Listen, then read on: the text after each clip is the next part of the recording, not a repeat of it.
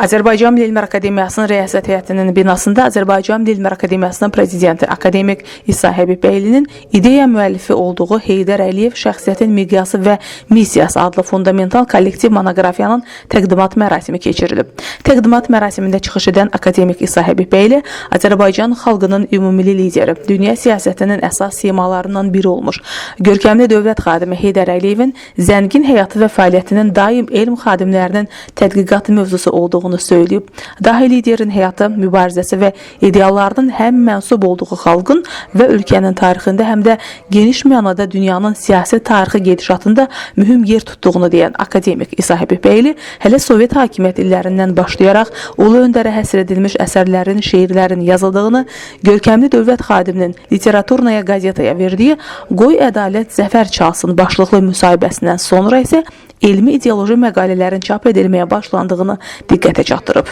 Bildirib ki, ötən illər ərzində nəinki Azərbaycanda, başda Türkiyə və MDB ölkələri olmaqla dünyanın bir çox ölkəsində ümumilli liderə həsr edilmiş saysız hesabsız kitablar, monoqrafiyalar işıq üzü görüb. Həmçinin bugünə qədər ulu öndərə həsr edilmiş ümumiləşmiş kitabın olduqca azlıq təşkil etdiyini deyən akademik İsa Həbibbəyli bu istiqamətdə də qarşıya qoyulmuş hədəfləri əsas götürərək təqdimatı keçirilən əsərin meydana qoyulduğunu söyləyib. Akademik Arif Həşimov Amiyanın elm nəşriyyatında çap olunan monoqrafiyanın Azərbaycanın dünya miqyaslı görkəmli dövlət xadimi, Azərbaycançılıq ideologiyasının banisi, Azərbaycanın elm və təhsilinin böyük hamisi və bələdçisi, Azərbaycanın ədəbiyyat və mədəniyyətində dərin iz qoyan şəxsiyyət və xarici siyasətin Heydər Əliyev modeli olmaqla 5 fəsildən ibarət olduğunu diqqətə çatdırıb. Nəşrdə dahi liderin iqtisadi, siyasi, elmi, ədəbi, mədəni, Azərbaycan dilinin qorunması, Türk dünyası və digər sahələrdəki tarixi xidmətlərini əks etdirən fundamental məqalələrin yer aldığını vurğulayıb. Təqdimat mərasimində həmçinin monoqrafiyanın müəlliflərindən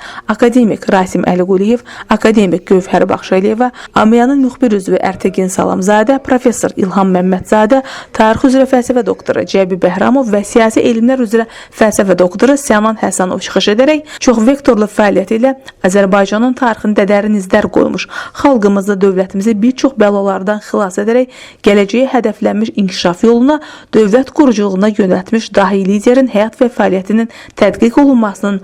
alimlərimizin ümdə vəzifəsi olduğunu bildiriblər. Leyli Naimə qızı, Fərid Həşimov, Elm TV.